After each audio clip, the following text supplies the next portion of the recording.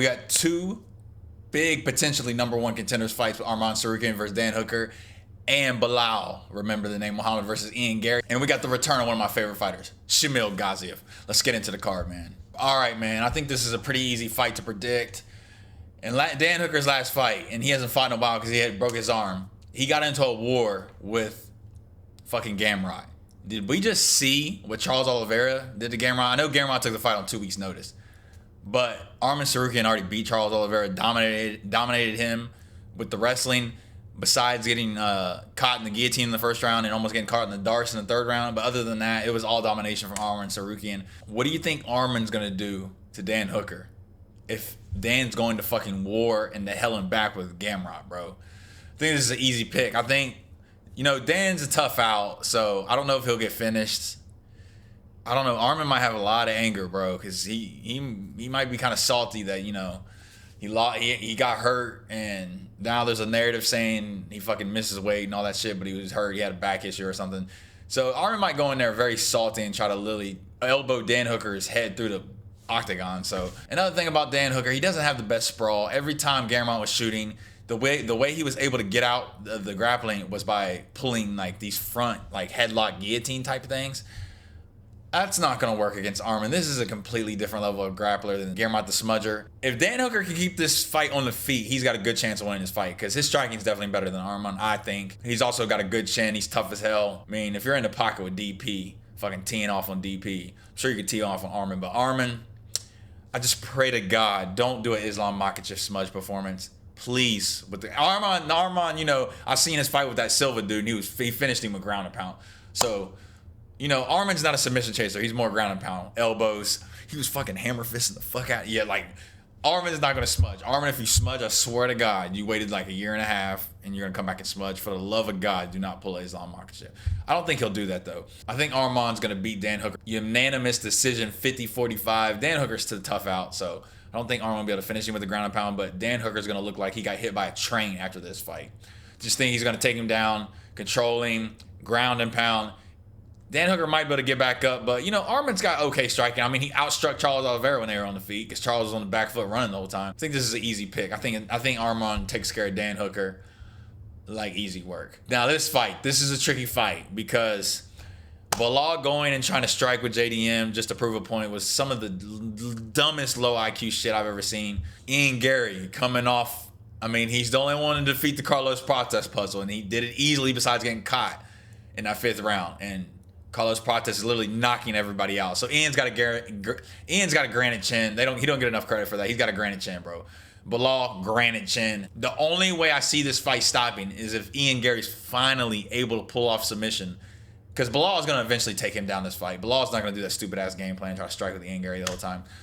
I don't want to see low output Ian Gary. I want to see Carlos Prates high output Ian Gary. I pray to God he doesn't come out there low output. He might not want to be getting taken down, so his output might be a little lower because he's like more cautious and trying to be careful of the takedowns. I would like to see him shoot on Belal. We know Belal doesn't have any submissions, so he doesn't have to worry about that.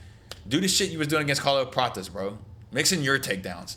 It's an MMA fight. On the feet, I just think on the feet, Ian Gary's just got a wide, like a more variety of strikes. He's not gonna knock Belal out on the feet. And with the War JDM last fight, granite chin. Now, Belal could have some success in the fight if we're just sticking in close boxing range. But if Ian Gary floating on the outside, throwing all his kicks and shit, Belal might get caught with something. But, like I said, Ian Gary's not going to finish him. This is an interesting fight, though. Will Belal be able to impose his will, get the takedown, and control Ian Gary? Hopefully, we don't see smudge. Islam's going to be scared to death of smudge now. Belal doesn't really go for submission, so we don't have to worry about that. He does throw ground and pound. But Ian Gary, man, that jiu-jitsu, every fight, he's so close to getting chokes, man. I want to see Ian Gary get the finish and get the submission. I don't think he'll be able to do that because Belal's a tough out. So I got Ian Gary, maybe, I think it's a 49-46 decision, Ian Gary. But yeah, I'm excited for this fight. I'm going to try, this is an early card.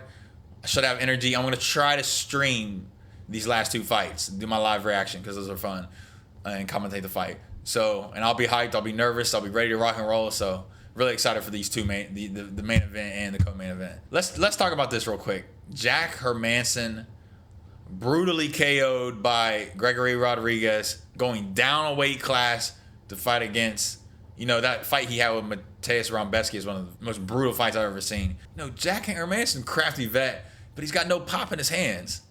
So I think Oralby is going to walk through all these soft pillow hand punches Jack Hermanson's got. And I don't know. I feel like his chin's going to be worse, man. He's cutting more weight. That means less water to the brain, right? I think Oralby is going to finish him maybe second round. I think he'll be very cautious after getting brutally KO'd like that. And then Oralby will eventually get him and put him on the fence and just unload. I think it's going to be a second round KO by Oralby. The return of Shamil Gaziev, coming off of brutally knocking out Thomas Peterson. I've never seen someone get knocked out and take out their own mouthpiece and then fall back over and get knocked out. Like, that's some weird ass shit, though. I'm not gonna lie. This guy's coming off of getting knocked out by Jailton Almeida, and we just saw the performance he had against Volkov. Shamil's a big boy. I don't think Sergey will be able to take him down. I think Shamil gets another knockout. I'm gonna say maybe round 2. Sergey's gonna be a lot harder than fucking Thomas Peterson. That was his last fight, right? This is a big step up in competition, though. I'm not gonna lie. You know, Shamil, 78-inch reach. You already know he's going to be at the heavyweight limit in weight. So hopefully Shamil goes out here and poses his will. Doesn't have a Dante Mays performance. And we're rocking and rolling. And we're going to get Shamil this title here soon. He can get the winner of Tom Aspinall and Cyril. But no, I'm excited for this too. So he's like a Walmart version of Bryce Mitchell, bro. Just not impressed with Tiger. Saw him get brutally knocked out by Randy Brown. He had a crafty performance against my boy, who I thought was the next upcoming prospect, Jose Ochoa. Because Jose Ochoa is out of shoot the box. So I thought, and the first time I saw Jose Ochoa fight, he just ran through this dude. So I thought he was going to run through this. But this dude used his IQ, had a lot of takedowns. Taporia. Yo soy un hombre rano, me gusta el amor. Okay, so we got Alexandre Taporia. I saw him fight against Kobe Thickerson. This is the dude that dropped Umar too, right? So he's kind of low output. His brother's a lot more output, but they do got that same kind of style, hunched over, a lot of bobbing and weaving. He did suplex Kobe Thickerson, so I've never seen Lilia do like.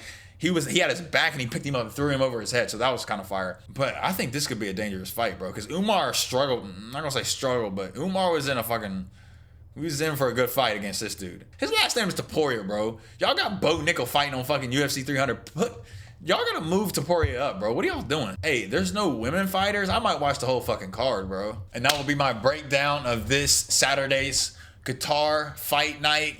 Really excited for this. Like I said, I'm going to be streaming it. So make sure you guys hit the notification bell, subscribe.